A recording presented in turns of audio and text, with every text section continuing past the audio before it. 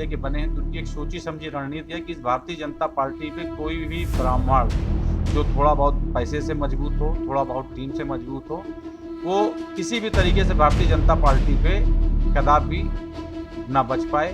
वो इकलौते ब्राह्मण इस भारतीय जनता पार्टी पे रहना चाहते हैं कि वो लंबे समय तक, आज जिलाध्यक्ष हैं, कल विधायक बन जाए। जब कोई दूसरा विकल्प नहीं होगा तो उनको लगता है टिकट मिल जाएगा उनको। पहले उन्होंने महामंत्री बनाया, शैलेंद्र रघुवंशी जी उनके साथ महामंत्री थे। जब शैलेंद्र रघुवंशी ने उनके गलत कार्यों के खिलाफ आवाज उठानी चालू की तो उन्होंने उसको महामंत्री हटाकर जिला उपाध्यक्ष बना दिया। उन्होंने पार्टी का काम न मानकर उन्होंने अपने घर का व्यक्तिगत काम मान लिया है कि अगर तुमको मेरी हाँ में हाँ मिलाना है तो तुम कार्यकर्ता हो, अगर हाँ में हाँ नहीं मिलाना तो तुम भाजपा के कार्यकर्ता नहीं हो सकते हो। और मैं शुद्ध सात्विक ब्राह्मण हूँ, जनेऊधारी ब्राह्मण हूँ। अगर मैं सही रहा हूँगा तो मुझको भोग भोगने को मिलेगा, अगर वो सही होंगे तो उनको भोग भोगने को मिलेगा। जो उनकी जेब में धन डालेगा वो भाजपा ही रहेगा, और जो ब्राह्मणों के खिलाफ मुलाकात करेगा, ब्राह्मण होगा, उसको पार्टी में नहीं रहने देंगे। 11 अप्रैल 2021 को मेरे पूज्य पिता श्री राघवेंद्र प्रताप श्रीवास्तव, जो कि गोलोक धाम वासी हो गए, और अभी हम लोग इस दुख से उभर नहीं पाए थे, लेकिन मेरे टीम द्वारा बताया गया कि फतेहपुर के सोशल मीडिया में एक ऐसा नाम बहुत तेज़ी से उछल रहा है। हम नहीं अपने मुंह से बताएंगे, आप खुद जानिए कि क्या क्यों उछल रहा है ये नाम, क्या कारण है। आइए हम सीधे इन्हीं से जानते हैं।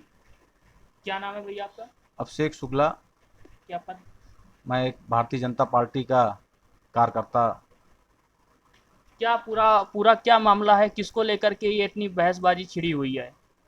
एक परसों फतेहपुर में एक जुआ पकड़ा गया था, जहाँ पे पुलिस ने हमारे भारतीय जनता पार्टी के यशस्वी जिला अध्यक्ष माननीय आशीष मिश्रा जी के कूटनीतिक चालों द्वारा मुझे भी उस घटनाक्रम में संलिप्त करा दिया गया।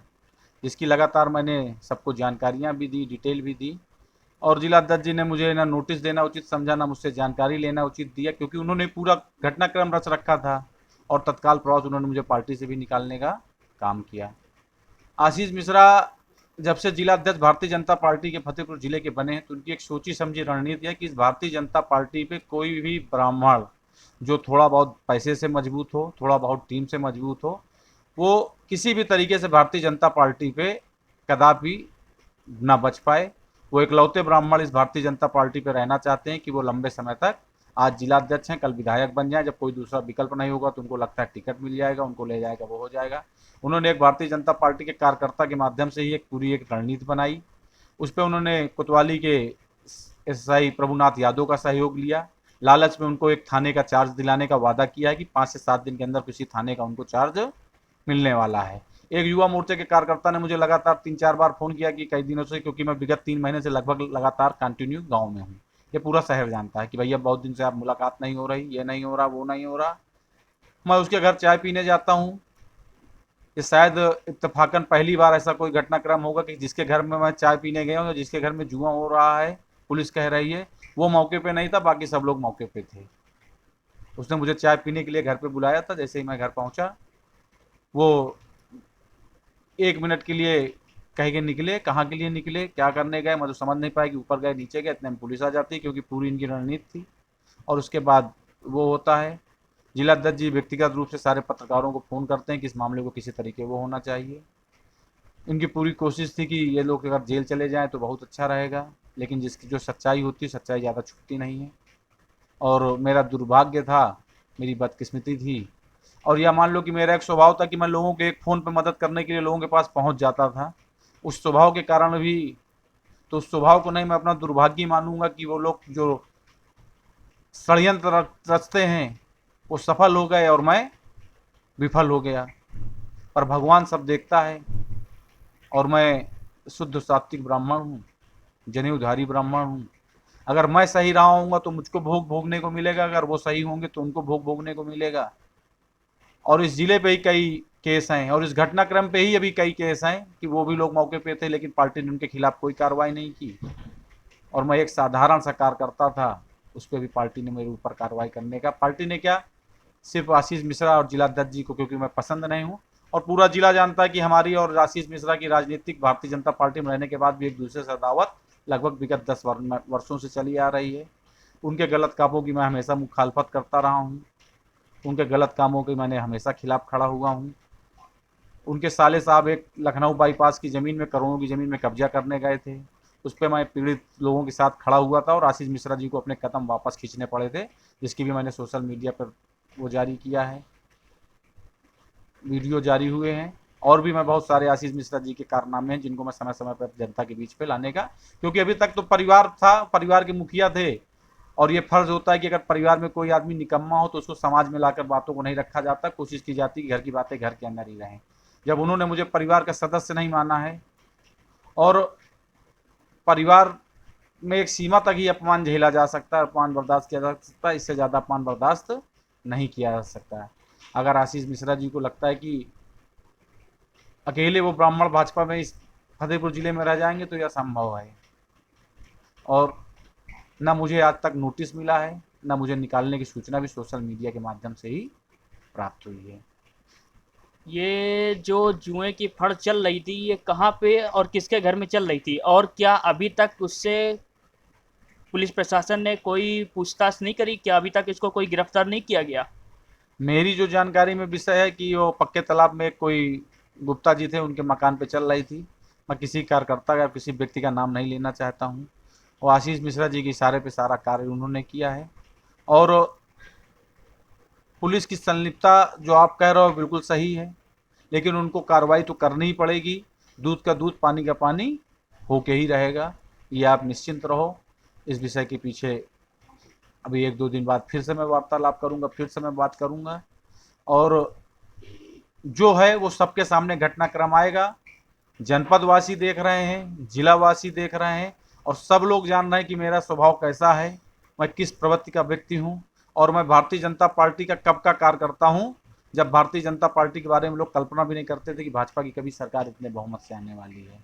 मैं विचारधारा से जुड़ा था, मैं इस भगवा ध्वज से जुड़ने आया था।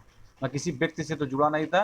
मैं व्यक्ति को पसंद और नापसंद हो सकता हूँ, मेरी खिलाफत आशीष मिश्रा से हो सकती है, लेकिन भारतीय जनता पार्टी से नहीं हो सकती है। मैं एक व्यक्ति के कारण भाजपा के खिलाफ या भाजपा की रीतियों नीतियों के खिलाफ, आशीष मिश्रा वहाँ पे गलत व्यक्ति हैं। भाजपा की पार्टी और सब कुछ बहुत अच्छी, उन्होंने षड्यंत्र किया, हो सकता है आज उनको लग रहा हो कि उस षड्यंत्र में सफल होंगे, लेकिन मुझे प्रभु पर पूरी आस्था है कि भगवान न्याय करेगा और जल्द ही न्याय करेगा।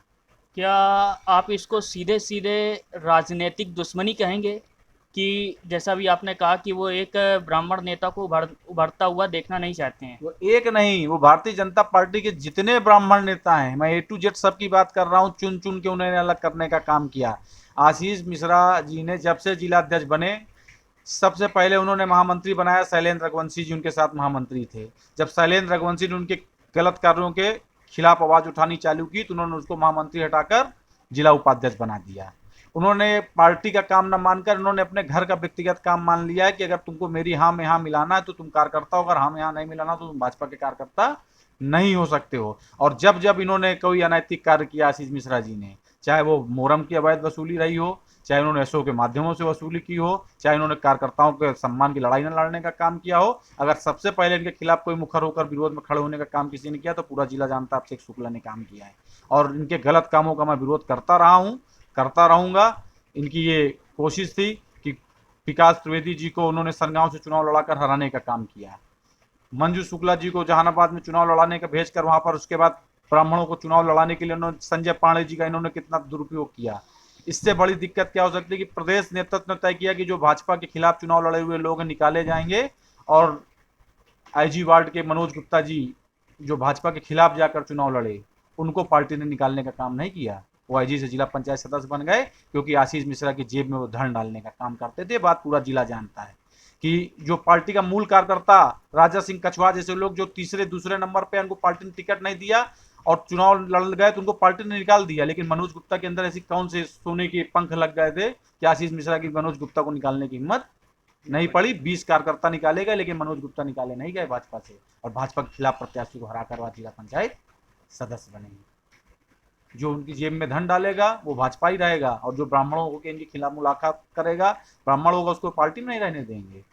तो ये नहीं चलने वाला। जिले के सोशल मीडिया में जो भी आपसे जुड़े हुए लोग हैं, उनको आप क्या कहना चाहेंगे? मैं सिर्फ ये कहना चाहूँगा अपने सभी बड़े और छोटे भाइयों से, बहुत सारे कार्यकर्ताओं का फ़ोन आया, भाजपा के बहुत सारे बड़े बड़े पदाधिकारियों का भी फ़ोन आया, सबसे मैं कहना चाहूँगा व्यक्ति गलत होता है और कुछ नहीं। इस भाजपा ऐसा कोई कार्य मत करना कि जिससे भाजपा का नुकसान हो। आशीष मिश्रा गलत है तो आशीष मिश्रा की पूरी ताकत लगाकर हम लोग मुखालफत करेंगे, इनकी खिलाफत करेंगे। जो सही होगा वो आज नहीं कल, कल नहीं परसों सामने आके रहेगा।